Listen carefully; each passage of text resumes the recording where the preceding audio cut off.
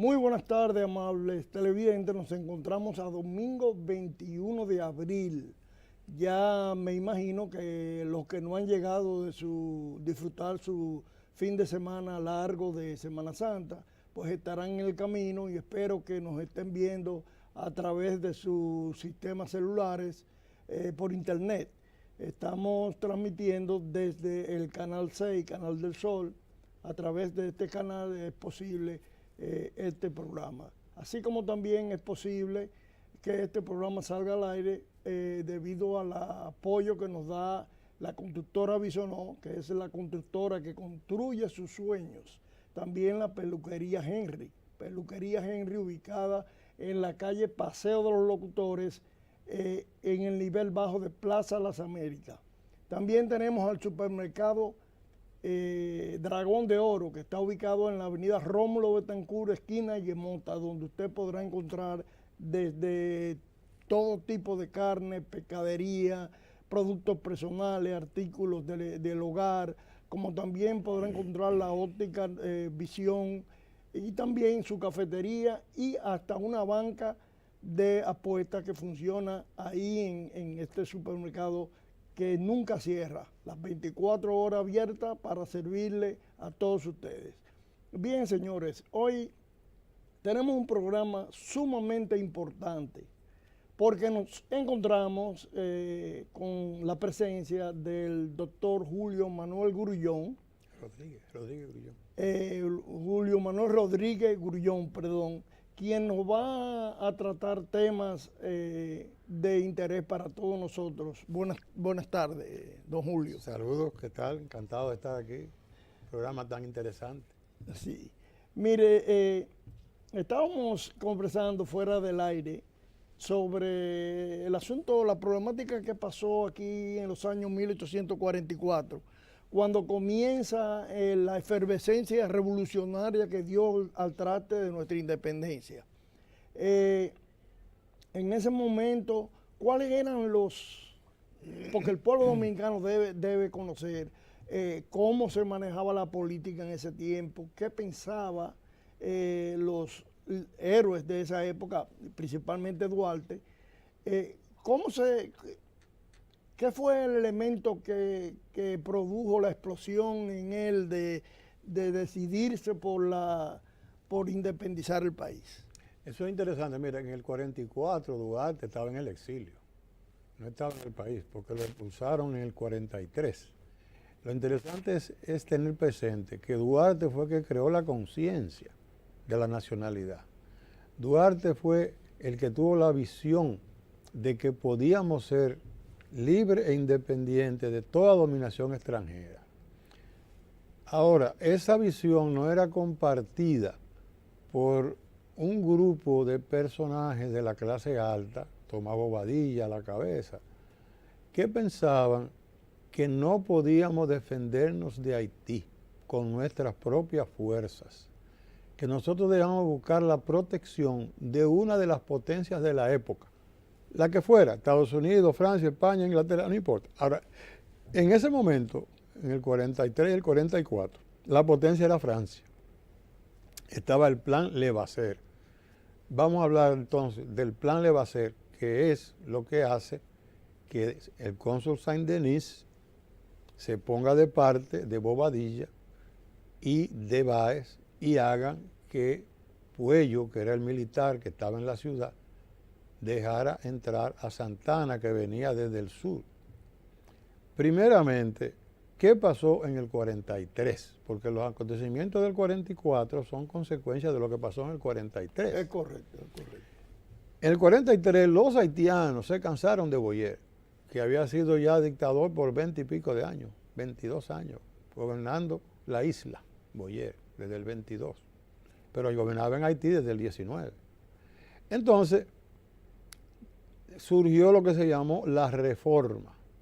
Los haitianos querían salir de Boyer para instalar una república parecida a la de Petión en el 16 que hizo Petión, 1816. Entonces vino la revuelta. Duarte ya tenía su movimiento hecho y decidió que convenía unirse a los que enfrentaban a Boyer, a los reformistas haitianos.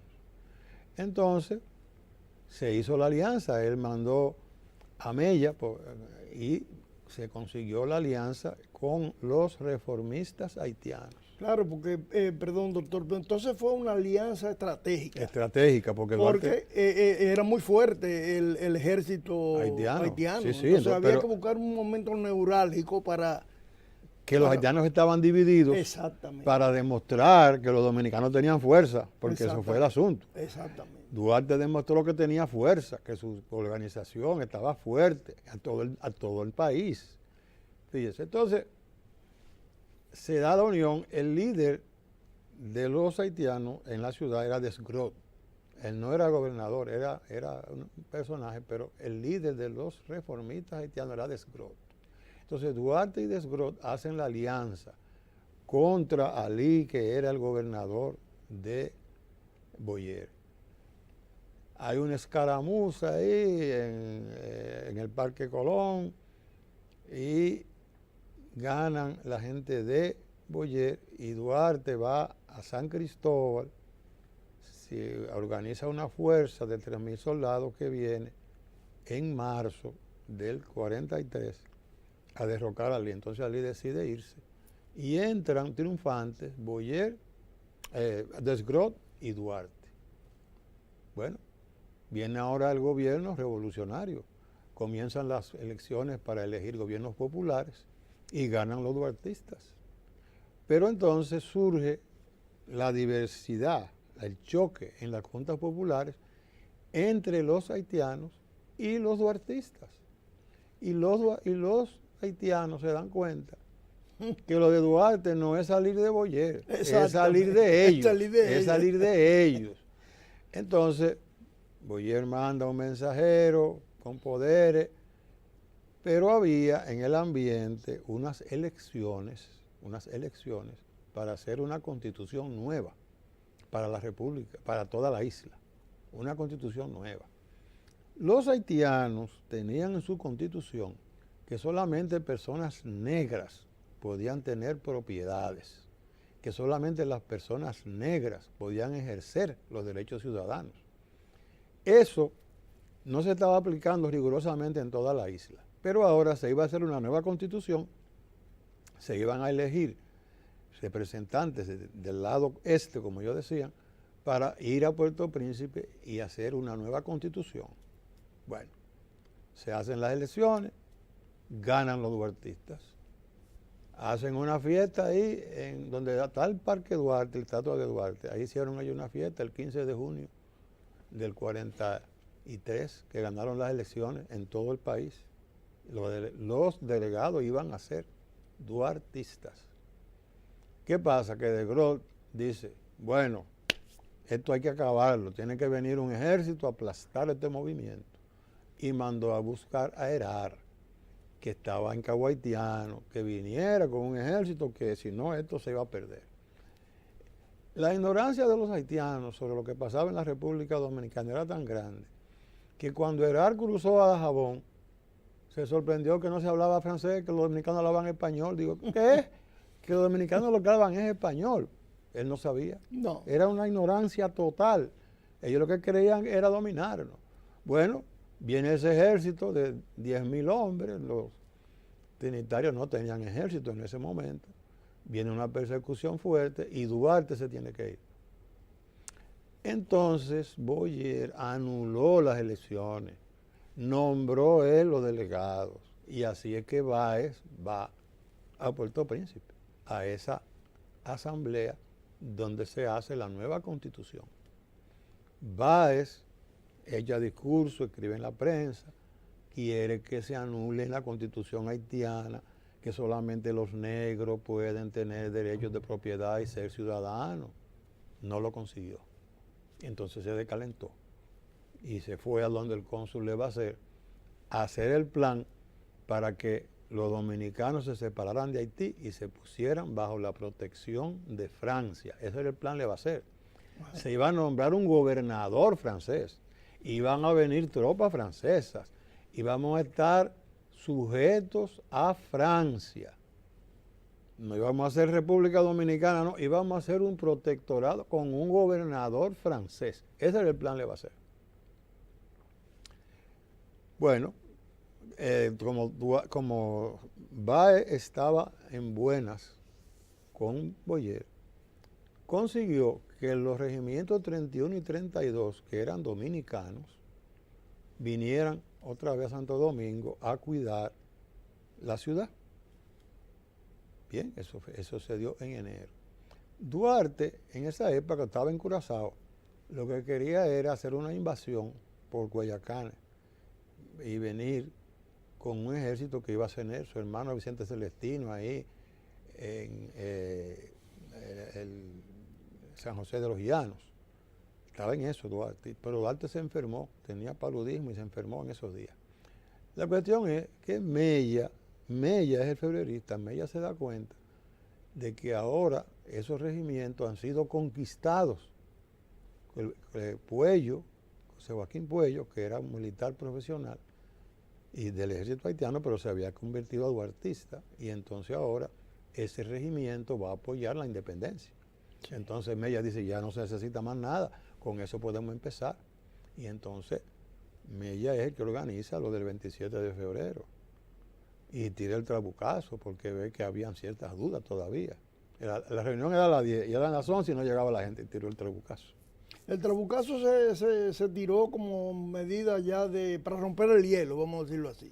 Para que los que estaban dudosos se unieran, para que se naciera la República Dominicana. Porque estaban en la Puerta de la Misericordia, el grupo, porque eran varios grupos. Y el grupo de Mella estaba en la Puerta de la Misericordia. Y entonces tiró el trabucazo para que todos no vamos a dudar más, ahora. Y tiró el trabucazo. Entonces Sánchez, Duarte había dejado a Sánchez de jefe, pero se había simulado su muerte, hasta un entierro, para que los haitianos no lo persiguieran. O sea que Sánchez estaba escondido todo el tiempo. El trinitario que estaba organizando las cosas y que habló con Bobadilla y que hicieron un documento fue Mella. Mella fue el hombre. Entonces, después que se tira el trabucazo, ya sale Sánchez. Esa noche se nombra a Sánchez presidente de la Junta Central Gubernativa. Bobadilla no estaba ahí. Ellos no le dijeron nada a Bobadilla, los trinitarios. Pero después Bobadilla viene y él coge el mando de la Junta Central Gubernativa el 2 de marzo. Fíjense bien. Porque el 27 de febrero del 45 se fusiló a María Trinidad Sánchez. La gente dice aniversario de la independencia. Pero no para los que estaban gobernando. Porque ellos no creían en eso. Los que estaban gobernando, Bobadilla y Santana, el aniversario era el 2 de marzo. Que sería la fecha que ellos conmemoraban. Porque esa fue la fecha que ellos cogieron el poder. El 2 de marzo del 44. Entonces, ahora el plan le va a hacer la presión de Bobadilla sobre Sánchez, es que se firme el documento para que vengan los franceses. Pero Sánchez le hizo objeción a lo del gobernador francés. Lo quitaron. Pero se quedó todo el resto de las cosas, el dinero, las fuerzas que van a venir, que iban a depender de la voluntad que iba a venir de París. El plan le va a hacer. Y un documento que hizo la Junta Central Gubernativa al cónsul francés era que le iban a dar la bahía de Samaná. En el plan le va a hacer, además del gobernador, le iban a dar a Samaná, a Francia, para que de ahí cogiera la recompensa por la protección que nos iba a dar de tropas, dinero y cosas. Y en el documento que hizo la Junta, en ausencia de Duarte todavía, estaba que se le iba a dar la península y bahía de Samaná a Francia. Bien. Vienen los haitianos, viene ya Bobadilla, que era el que ahora estaba dirigiendo, ya había decidido que Santana iba a ser el comandante de las fuerzas que iban a enfrentar a los haitianos. Viene Santana con su fuerza y se va para el este, pero Santana también se combina con el Saint-Denis. Antes de ir al este, Santana pasó por Saint-Denis y quedaron en que iban a venir tropas francesas a apoyar a los dominicanos. Se da la batalla del 19 de marzo. Los dominicanos detienen a los haitianos, lo echan para atrás. Entonces Santana se retira a Baní. ¿Y para qué fue eso? Para que vinieran las tropas francesas. Coordinar para esa que, invasión. Para que vinieran los franceses, para que no fuera victoria. Ah, pero entonces en Santiago los dominicanos ganaron. Y ahí se desbarató la cosa. Ahí se complica la cuestión. Porque ahora hay un ejército que Mella es el líder, que ha derrotado a los haitianos y que no lo controla Santana ni Bobadilla. Lo controla Mella, específicamente Mella, que estaba por encima de Inver y que todito, porque Inver se puso de una vez a la orden de Mella. Llega Duarte y ellos, cuando Duarte vino, Mella vino y se lo fue a recibir, él y Sánchez se subieron al barco el 14 de marzo y ponen a Duarte en corriente de todo. Fíjense, Duarte nunca visitó a Saint-Denis, nunca. Todas las cosas que Saint-Denis dice de Duarte, porque se la dijeron, porque Duarte nunca lo visitó, nunca fue a pedirle, a ponerse a sus órdenes, ni a rendírsele.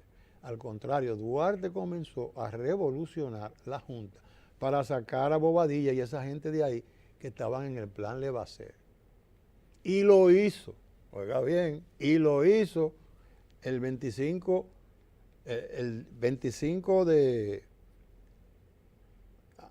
mayo, lo hizo. Y fue el primer enfrentamiento. Entonces después ya se pone en vigor el 2 de junio y lo saca, pone a Sancho otra vez de presidente de la Junta. Duarte es el que hace todo eso. O sea, los trinitarios tienen el control de la situación. ¿Qué pasó en el Cibao? Fíjese, los trinitarios no querían que los que eran funcionarios del ejército, del gobierno haitiano, se quedaran gobernando. Surgió una disputa por los empleos. En el Cibao es que fue más grave eso. Entonces, Sánchez le dice a Duarte, mira, vete para allá para que soluciones eso, porque ha habido enfrentamiento entre personas de alto nivel por ese asunto de los empleos. Los trinitarios no quieren que estos tigres sigan. Pero Duarte, que tenía mucha inteligencia para la cosa, dijo, no. Cuando fue al Cibao, él calmó a su gente y le dijo, no, vamos a dejar que los que estaban en los cargos con el gobierno haitiano sigan ahí hasta que tengamos una constitución y un país ya bien organizado. Sí, así fue que Duarte lo resolvió en el Cibao. ¿Qué pasa en el Cibao? Cuando llega Duarte a Santiago, le hacen un recibimiento tan grande que Mella se emociona y le dice a Sánchez, te lo devuelvo, presidente. Así mismo, te lo devuelvo, presidente. Y sin decirle nada a Duarte, organiza a todas las... Y van, y el 4 de julio le ofrecen a Duarte la presidencia de la República en Santiago, porque Mella veía que Santana no acababa de acatar que Sánchez era el presidente del país, que gobernaba la Junta. Santana no aceptaba eso y Mella estaba preocupado y quería entonces ya forzar la jugada y poniendo a Duarte de presidente. Pero Duarte, fíjese, esto es otra cosa que hay que entender claro. Duarte tenía una visión constitucionalista del asunto, porque uno se pregunta, ¿por qué Duarte en el 43, en el 38, en 1800, se decidió por una república? Porque en esa época, ¿cuál era la república que había? Estados Unidos. Sí. No había más nada. Sí, porque los otros eran monarquías. Eran monarquías y los demás en América del Sur era un lío del diablo. Commonwealth, lo que son los Commonwealth ahora. No, la única democracia que había era la de Estados Unidos. Entonces, cuando Duarte se fue del país, en el 1829, que él tenía 16 años, donde primero fue a Nueva York, se pasó un mes ahí. En Inglaterra una semana, en Francia una semana y en España 2 años. En España había un rey, en Francia había un rey, En Inglaterra había un rey, pero la monarquía de Inglaterra era constitucional, pero era un rey, no había república. O sea que la idea de una república la cogió Duarte obligatoriamente en Estados Unidos. Sí, pero recuerde que en esos años, en los Estados Unidos había una aparente democracia, pero yéndonos un poquito más a lo que fue la guerra que ¿Contra Estados Unidos? ¿Contra Inglaterra? No, la guerra interna. Pero vino después. La guerra de revolución. Y antes de la guerra de la revolución estaba la guerra civil americana en el 61. Exacto. Fue a abolir la esclavitud. Sí, pero que realmente esa no fue la causa. Esa no fue la razón de esa guerra. Eso fue un asunto económico. Porque había una parte de los estados que tenía la esclavitud y otros no. Bueno, había esclavitud en casi todo, pero hubo intereses económicos, pero la esclavitud se abolió después de esa guerra. Exactamente. No fue antes. No necesariamente, porque acuérdese que... ¿Cómo que no necesariamente? Aunque sí se abolió la esclavitud. Bueno, pero que eso... Pero quedó el racismo, porque por sí, quedó. Un negro no podía, claro. No podía ocupar el asiento de un blanco. Claro, quedaron muchísimas cosas de hábitos que había antes de eso, pero oficialmente... porque antes eso era legal, todo eso. Sí. Pero después de esa guerra ya esas cosas se convirtieron en ilegal. Pero la siguieron haciendo en el sur. Claro que sí. Exactamente. Pero era ilegal ya. Pero entiéndeme la cosa. En Estados Unidos, no nos vamos a meter en la historia de Estados Unidos. Sí, porque, claro. Pero lo que le digo es, la guerra de independencia de Estados Unidos fue contra Inglaterra, que es lo que el tema que le quería poner. Y Duarte se fijó que esa guerra fue de 1776 a 1781, o sea, duró 5 años. George Washington, presidente, 1789. Y en 8 años, ¿qué diablo que pasaba? Poniéndose de acuerdo en una constitución. Y hasta que no hubo constitución, no hubo presidente. ¿Por qué? Porque el presidente entonces tenía que jurar, cumplirla y hacerla cumplir. Ya la constitución estaba hecha. Sí. Entonces viene George Washington de presidente. Y aquí Duarte quería repetir eso. Cuando lo llaman para que se vaya para Santiago, él está haciendo la Constitución. Sí. Está haciendo la Constitución. Bien, ¿me entiende? Ve, pero déjeme acabarle la idea. Entonces le dice a Mella, cuando a Mella le llega la cosa para presidente, no se han dado los pasos para eso. No se han dado los pasos. Y entonces ahí Duarte perdió prestigio, Mella también. Y entonces se puso en marcha Santana para la capital. Pero en la capital está Sánchez y está Puello de jefe. Y están todos los regimientos que obedecen a Puello. Pero está Saint-Denis también, el cónsul francés. Las murallas de la ciudad estaban apertrechadas, habían cañones. La ciudad nunca pudo haber sido tomada de fuera, nunca, si se defendía con esa muralla que había. Entonces Saint-Denis, ahí es que viene la intervención, plantó 2 buques de guerra franceses en el muelle y le dijo a Puello que si no dejaba entrar a Santana, él se iba y se llevaba los buques, se iba a quedar el país sin protección francesa. Entonces Puello dejó entrar a Santana y al otro día estaban todos presos. Sí, bien señores, la conversación está muy interesante, pero tenemos unos compromisos comerciales que debemos de cumplir, por eso pedimos su anuencia. Mire, el asunto de Estados Unidos...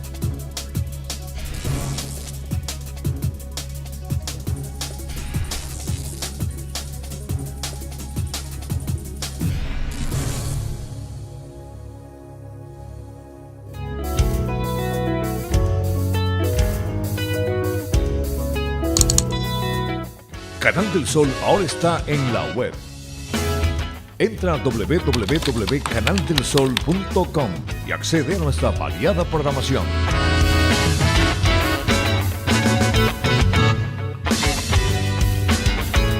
También encuéntranos en vivo por Facebook Live y YouTube las 24 horas los 7 días de la semana.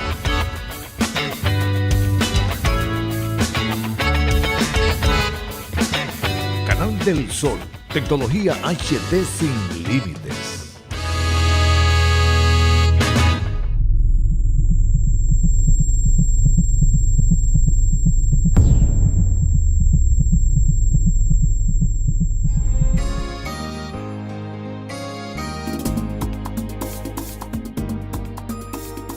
Estamos peinando el país a través del telecable.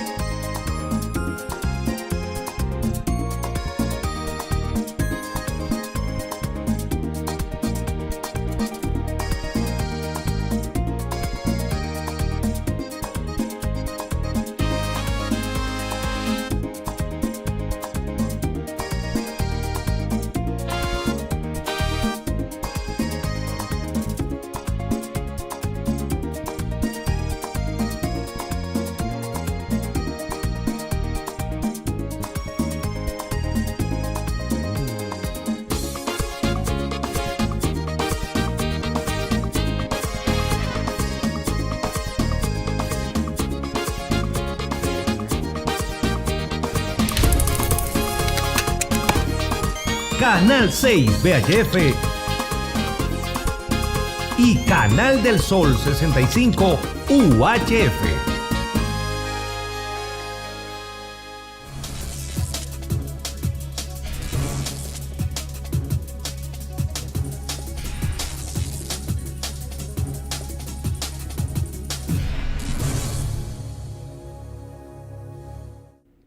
Bien, continuamos la conversación aquí con el doctor Julio, don Julio. Y fuera del aire ahora estábamos conversando también, dándole un poquito de continuidad al tema que teníamos sobre la independencia de Estados Unidos. La razón por la cual yo puse ese tema, saqué ese tema a flor, fue porque en Estados Unidos todavía en los años 60, si un blanco entraba en una guagua, en un autobús, y había un negro sentado, el negro tenía que pararse de su asiento y dejar que el blanco se sentara. Y entonces yo le decía al doctor que... Los negros tenían que irse para atrás. Exacto, los negros tenían que irse para atrás. En la guagua. A la cocina, como dicen. Exactamente. Pues entonces, me imagino que Duarte debe haber notado esa situación, Sí. porque aquí había también un racismo empedernido de parte de los haitianos. Pero era al revés, era de Pues, los haitianos exactamente. que había que ser negro Había que para ser negro. tener propiedades y poder ser ciudadano.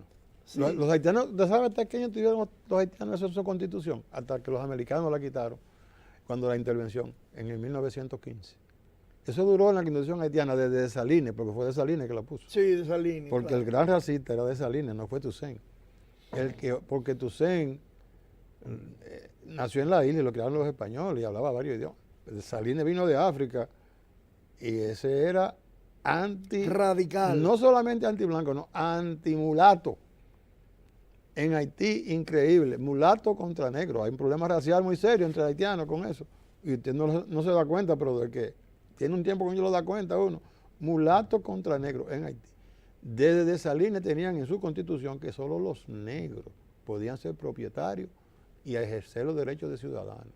Y se lo quitaron los americanos en el 15. Exacto. Entonces, la situación que se presentaba en esos años eran que habían dos grupos. Estaba el grupo de Báez y estaba el grupo de Duarte. Pero en esa época, Bobadilla tenía Bobadilla más fuerza que que Báez. Exactamente. Báez subió más adelante. Bien, pero eran del mismo grupo. Sí, eran del sí, mismo sí. grupo. Pero el dominaba el grupo era Bobadilla. En- Y también puso a Santana, que después lo hizo presidente. Entonces, ahí es que viene el choque entre los trinitarios, entre la gente de Bobadilla y la gente de Duarte. Claro. Por eso entra Báez. Por eso Seguro, entra Báez, Sí, ¿no? Que viene desde el sur. sí, bueno, Báez era hijo de un terrateniente grande del sur. Báez se educó en Europa. Báez tuvo 3 años en Inglaterra y 5 en París.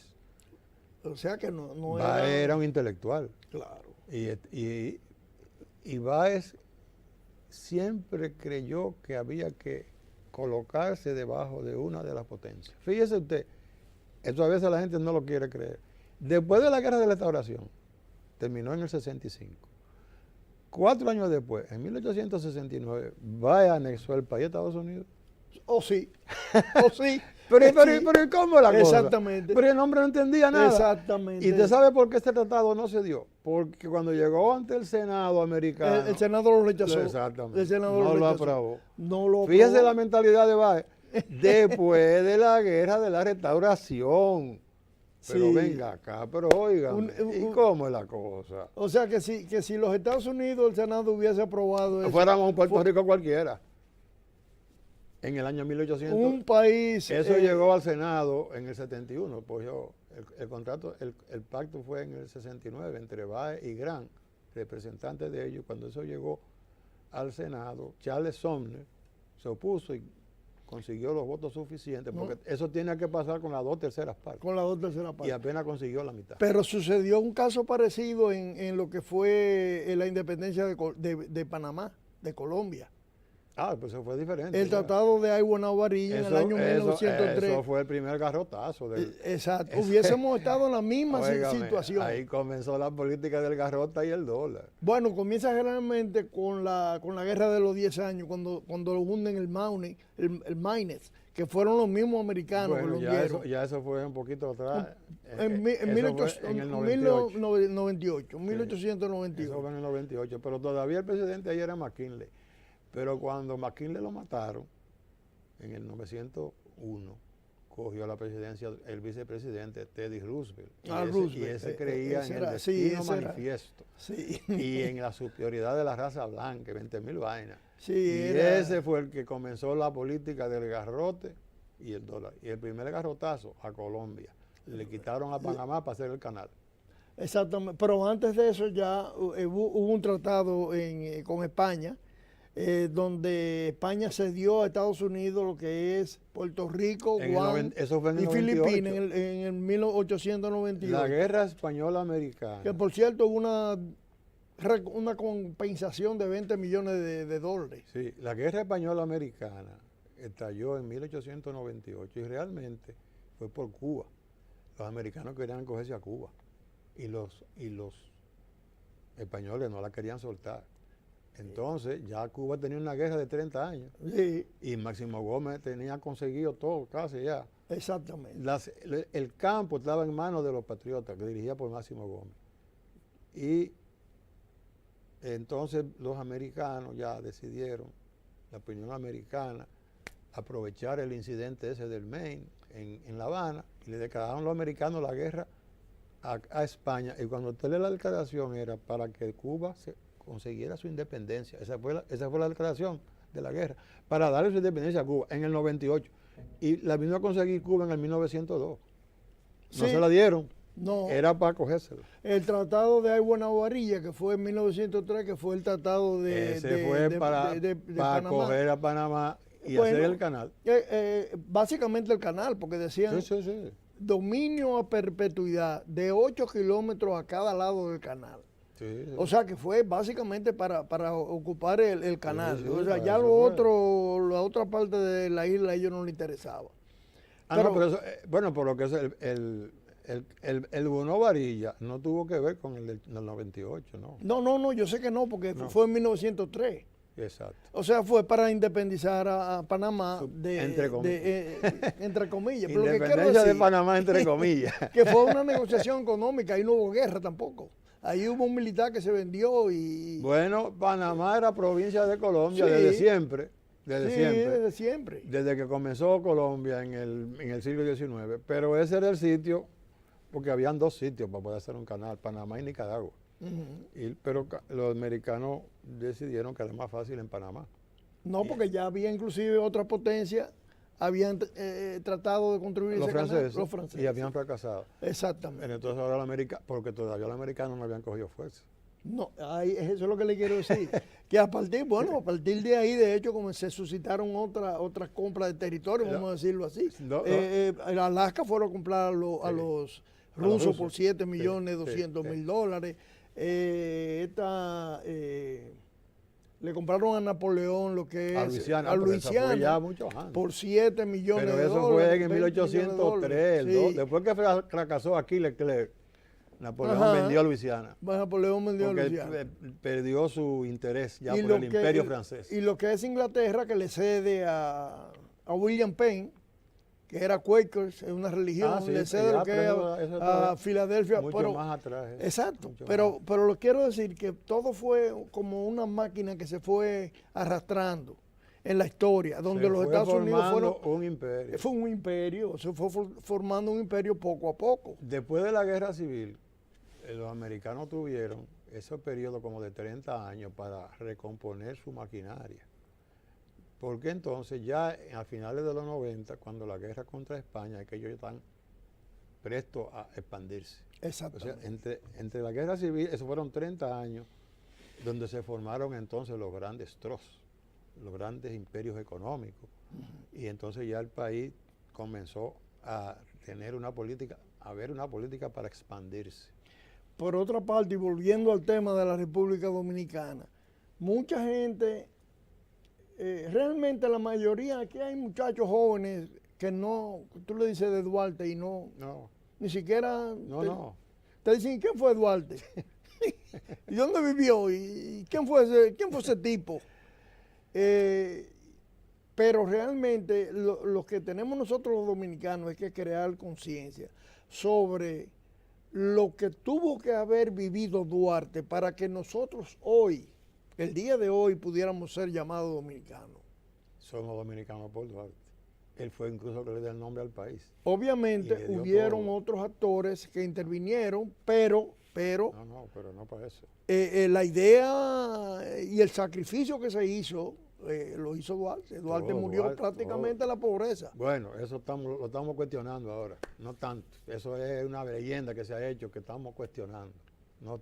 No, óigame, la familia Díez, o sea, fíjese, la mamá de Duarte, ¿verdad? Manuela Díez, Sí. Seivana, tenía hermanos que se fueron para Venezuela y se hicieron millonarios, tenían esclavos, casa, eran de todo. Mariano Díez, que era tío de Duarte, vino con él.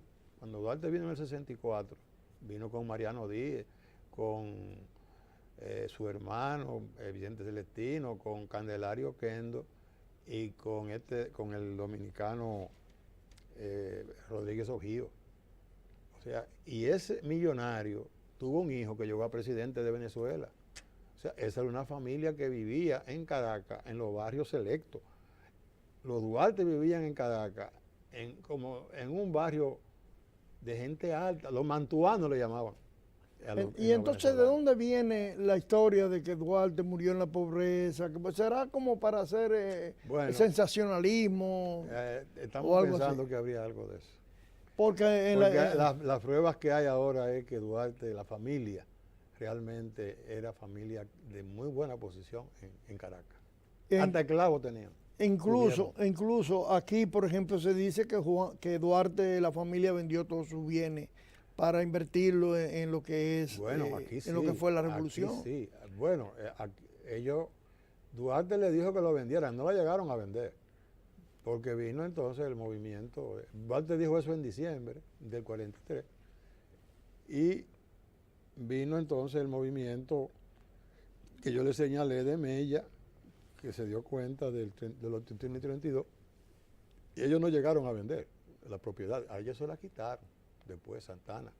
Cuando ya en el año siguiente, en el 45, después que Santana fusila a María Trinidad Sánchez, entonces es que hace que se vayan del país todos los familiares de Duarte. Y entonces fue que ellos tuvieron que salir de la propiedad vendiéndola barata, porque se la iban a quitar. Y aquí no quedó nada. Eso es una de las desventajas que ha tenido Duarte, que no quedó nadie aquí que lo defendiera. Sí. Todos sus familiares se fueron. Los de Sánchez y los de Mella se quedaron.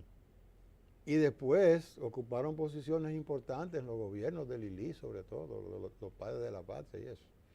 Pero la familia de Duarte aquí no quedó nadie. Prácticamente le erradicaron el país. Todo el mundo se fue. Todos los Duarte Díaz se tuvieron que ir. Todos se fueron para Venezuela. Y allá murieron. No. Después que pasó la guerra de la restauración, Duarte tampoco podía venir porque el que comenzó a gobernar fue Báez. que era de la misma gente de Santana y compañía. Entonces, Duarte no podía venir, lo hubieran fusilado. La gente entiende, ¿y por qué Duarte no vino? Porque lo que ganaba, porque nosotros tenemos que entender que los que se opusieron a Duarte en el 44 gobernaron hasta el 79 en la República Dominicana. Cuando Luperón gana la revolución en diciembre del 79, es que llega una gente al poder que piensa como Duarte. Todo ese primero 30 años, o gobernaba Santana, o gobernaba Báez, y entonces, ¿y cómo puede volver Duarte? Y entonces la pregunta mía, la pregunta de muchos dominicanos es la siguiente. ¿Por qué Balaguer pone No me hagas reír. a ese señor en el panteón de los héroes de la República Las Dominicana? cosas de Balaguer, las cosas de Balaguer. Pero históricamente Balaguer era un hombre Era muy versado Pero en la por historia. encima de todo era un político. Era un político. Y él quería con eso complacer a su gente del Seibo. El vicepresidente era del Seibo en esa época. Y querían los seibanos que pusieran ahí a Santana. Pero cuando usted coge el discurso de Balaguer, cuando lo puso ahí, la primera parte lo elogió. Y la segunda Acabó con le él. mentó la madre. En la segunda le mentó la madre, para decirlo de alguna manera. Sí. Acabó con Santana, ese era Balaguer. Ese era Balaguer. Pero es una cosa Balaguer que... es una figura enigmática. Balaguer es una persona muy difícil de entender. Balaguer, lo que tenía Balaguer sobre todo era que conocía el pueblo dominicano. Al dedillo. La idiosincrasia del dominicano. Ahí Balaguer era un fenómeno. El mejor sociólogo del mundo. Y por eso tuvo en el poder 12 años y después 10. Y era trujillista. O sea, si usted se pone a ver, mire, Balaguer, Trujillo pasó por Santiago en el 30, cuando comenzó la campaña, en la que comenzó Montecristi, no hay peligro en seguirme. Vino a Santiago, otro meeting, porque en ese momento estaba con él Estrella Ureña. Y Balaguer era de Estrella Ureña. Y Balaguer echó un discurso en ese meeting y Trujillo lo vio. Y al otro día lo mandó a buscar para la capital. Sí. Y eso fue en el 30. Y desde entonces Balaguer está con Trujillo. Desde antes de ganar las elecciones. Todos los 31 años de Trujillo, Balaguer arriba. Matan a Trujillo, se tiene que dar en el 61, pero está aquí de regreso en el 65. Y lo ponen en el 66. 12 años. Pierde. Está afuera 8 años. Vuelve otra vez 10 años. Y haciendo trampa siempre. No, y dejó su pupilo ahí a Leonel Fernández, que bueno, ya, se ha encargado. dejemos esa parte. Mire. Balaguer, del 30 al 61, todo el tiempo con Trujillo. Al extremo de cuando matan a Trujillo, él es el presidente. Sí. Él es el presidente. Cae Balaguer el año siguiente, en el 62. Se tiene que ir del país. Está fuera 3 años. En ese periodo hizo su partido reformista, en Puerto Rico lo hizo. Y regresa cuando la revolución, lo manda a Lyndon Johnson, lo apoyan los americanos y coge la presidencia. 12 años. Doctor, pero sí, yo entiendo que Leonel es discípulo de Balaguer. ¿Y Danilo? ¿De quién habrá? ¿Y de quién es ¿Y discípulo de quién es Danilo? Porque esa partecita yo no la entiendo, porque se supone que Danilo era más apegado a lo que son los preceptos bochistas que el mismo Leonel Fernández. Bueno, ya esa parte yo no quiero meterme a discutir de eso. Bueno. El PLD es el partido de Bosch, realmente, no de Balaguer. Bueno, ellos se la dan de discípulos de Bosch, que la gente dice que realmente son de Balaguer. Bueno, pero... Doctor, el sistema de salud, usted tiene vasta experiencia en lo que es el sistema de salud de la República Dominicana. Así es. No quiero abusar de su tiempo, pero me interesa mucho, igual que los televidentes, tener una idea de lo que son las ARS. ¿Cuál es el problema de salud, el problema real que hay en la República Dominicana sobre ese tema? Que la gente tiene que pagar una cantidad de dinero en la consulta, ¿Cuál es la situación real? Hay dos cosas, mire. No se gasta el gobierno la cantidad de dinero que tiene que invertir. Y segundo, los médicos no estamos funcionando como colegio, a pesar de que dicen que es colegio. Okay. Déjenme explicarles, fíjense. Yo fui presidente de la MD.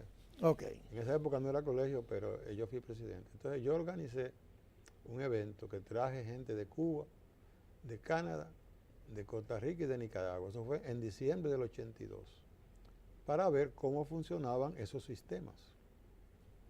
Costa Rica, Canadá y Cuba también tienen un sistema único de salud, estatal. Todo es estatal. Cuba, claro, es un país socialista, pero Canadá, que no es socialista, ni Costa Rica, el sistema de salud es estatal. No hay empresa privada metida ahí, es estatal. Cuesta estatal el 10% del Producto Nacional Bruto de esos países. Lo invierten de Canadá y de Costa Rica. Lo invierten en salud. ¿Y Cuba? En atención médica. El 9.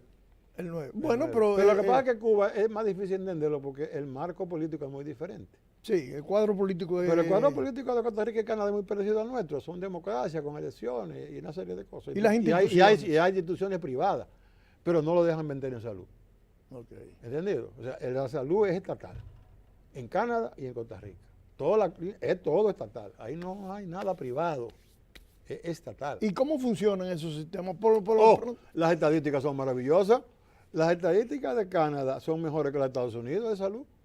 Y las mejores estadísticas de salud de nosotros, los latinoamericanos, están en Costa Rica. Son las mejores. Entonces, Cuba sería un segundo lugar. No, Cuba y Costa Rica están más o menos iguales en salud, en las estadísticas. Pero ¿cómo se explica que un país, vamos a decir, tan pobre, porque Cuba, con el asunto del bloqueo, prácticamente no recibe nada de la parte de lo que es Norteamérica? No, pero fíjese, es que en Cuba Fidel organizó la educación y la salud gratis para el pueblo. Le dan uniforme, le dan... Gratis para el pueblo. No, en Cuba. Oiga, ya la cosa un poco ha cambiado. Los médicos venezolanos, que ahora con el asunto de Venezuela, que dijeron que volvieran a Cuba, dijeron que no volvían, que en Cuba después de educación y de salud no hay nada. Y no quisieron volver. Pero lo que pasa es que en Cuba no hay propiedad privada, pero en Canadá sí, en Costa Rica, pero no lo dejan meter en salud. O sea, la atención médica del pueblo es toda estatal y los médicos trabajan para el Estado. Sí, porque aquí el problema de aquí es lo siguiente, tú tienes acceso a una cantidad de dinero en lo que es medicamentos. Si son enfermedades catastróficas, bueno, hay un... Ahora hay un plan para eso, pero no, lo que le quiero decir es que en nuestro país, cuando yo hice eso en el año 1982, nosotros no invertíamos en salud, el Estado, ni el 2% del Producto Nacional Bruto, cuando debiera ser el 10%. Y usted ve ahora que se está pidiendo el 4 y el 5, pero que eso no da, porque la salud es lo más caro que hay, la salud sale más cara que la educación. Y sobre todo atender pacientes graves, eso es lo más caro que hay. Y niños prematuros y ese tipo de cosas. Accidentes, catastróficos. Eso cuesta un dineral. Y por eso la salud es el 10%. Pero cuando es estatal, ¿usted sabe cuánto cuesta el sistema de salud americano? Que da peores estadísticas que el canadiense, el 18%. y es privado. Y es porque es privado, porque si es privado tiene que dejar beneficio. Sí, pero es un negocio. Porque claro, es un negocio. Es un negocio. Porque ahí es que está el quid del asunto. Cuando es el Estado, no es negocio. El Estado, el ciudadano va a producir y sobre lo que va a producir el Estado cobra. Sí. De la producción. Pero el Estado le garantiza su enfermedad que le va a atender todos sus gastos. Eso ocurre en Costa Rica y en Canadá. Bueno, pero entonces, mire, ese es el primer paso. No invertimos en salud lo que hay que invertir. Segundo paso, el colegio médico no funciona como colegio. ¿Qué es lo que es un colegio? Usted tiene que estar ahí obligado para ejercer. Y tiene que demostrar que está al día en la medicina. Entonces el colegio organiza una serie de exámenes, una serie de convenciones, una serie de actividades donde usted demuestra eso. Claro, es un órgano regulador. Exacto, entonces no hay manera de que aquí hagamos eso. Y no solamente eso, pero también los horarios de los hospitales públicos, los médicos que no van. Óigame, que todo eso, de quien tiene que regularlo es el colegio, pero que no lo hacemos. No hemos creado esa conciencia. Yo se lo digo diciendo. Yo te lo digo aquí hoy, yo tengo años diciéndolo. Todo el que me quiera oír. Nosotros seguimos funcionando como AMD, hacer huelga para pedir beneficios para los médicos, pero no acabamos de organizar la atención médica, no tenemos, el sistema se llama certificación y recertificación médica y no está organizado, no hay manera. Entonces, ¿qué pasa? Que la ARS privada pone su regla. Exacto. Te pagan lo que le da la gana, dicen no haga esto, hagan lo otro, y ya son las que mandan. Exacto. Y son tan bárbaros que un muchacho hace una residencia y tiene su título y no se lo reconocen. No, usted no se lo reconocemos nosotros. ¿Pero y qué es esto? Una barbaridad. Después de pasarse 20 años. Aquí es un desastre. La RS hacen lo que le da la gana. ¿Y usted cree que paga lo que le da la gana? ¿Usted cree que con la reelección se resuelve ese problema? Eso requiere que nosotros los médicos cambiemos la mentalidad. Usted sabe que cuando comenzaron con el asunto del 4% para la educación y vi que comenzaron a anunciar una serie de construcciones, de escuelas y esto, yo dije, esto se embromó. Porque aquí lo que va a haber es un negocio. ¿Cómo tú te vas a poner a construir escuelas sin tener un esquema, un estudio del material humano, docente que tú necesitas para educar? La velocidad que están construyendo escuelas no se pueden producir maestros. No se pueden producir maestros. Entonces, lo que había que hacer era hacer una inversión primero en preparar los profesores que van a dirigir la escuela. Concomitantemente. Pero no están en eso. Los maestros aquí son un problema, están de bajo nivel. La educación nuestra tiene. Pero lo dicen en matemáticas, cada vez que hacen una cosa nosotros quedamos en la cola. No, y las pruebas nacionales, eso da pena, las pruebas nacionales. El problema nuestro en educación, ahora mismo ya tenemos, yo creo que suficiente escuelas, ¿sabes? Se han hecho muchas escuelas, sí, una velocidad tremenda. Exacto. Pero ahora tenemos que elevar la calidad del profesorado. La calidad del profesorado. Y eso se están dando los pasos. Tiene mucha gente de fuera, sobre todo matemáticas, que estamos mal.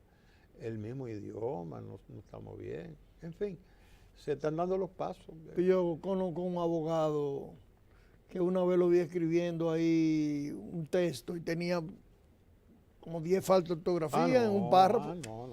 Y yo dije, Dios mío, ¿pero qué? ¿Y qué es esto? No. Aquí el nivel de las universidades es bajo. Nuestra educación necesita que se le invierta y necesita que se mejoren los niveles en todas las universidades, en todas, la privada y la estatal y todo. Aquí hay un problema de nivel del profesorado que hay que elevarlo. Se está en eso, la MESI está tratando, se están dando los pasos, ¿no? Doctor, posibles soluciones que usted pueda mencionar para resolver el problema de salud. ¿Cuál sería una solución o varias soluciones que usted pudiera dar? El primero es aumentar la inversión de parte del Estado, ese es el primero. Y el segundo, hay que organizar el sistema de certificación y recertificación médica. Y eso no le toca al Estado, eso le toca a lo que es colegio médico. Esas dos cosas van inmediatamente a hacer que suba el nivel de atención médica y que baje la mortalidad y mejoren todas las estadísticas. Bueno, doctor, le damos las gracias por este tiempo que usted nos ha dedicado a todos aquí. Queremos dar las gracias también a la peluquería Henry, que patrocina este programa. La peluquería Henry está ubicada en la calle Paseo de los Locutores, en la Plaza de las Américas, en primer nivel. Usted va a encontrar ahí más de 100 años de experiencia en esos barberos ahí. Doctor, lo esperamos por allá, por la barbería. ¿Por la barbería? Sí, Bueno. claro, para que usted sea uno de los afortunados que se recorta en ese lugar. Está bien. También queremos agradecer al supermercado Dragón de Oro, ubicado ahí en la Rómulo Betancourt, esquina Mota, donde usted puede a cualquier hora encontrar lo que usted necesite. Inclusive puede ir a la óptica, que cierran a las 11 de la noche, y a la banca a hacer su jugadita.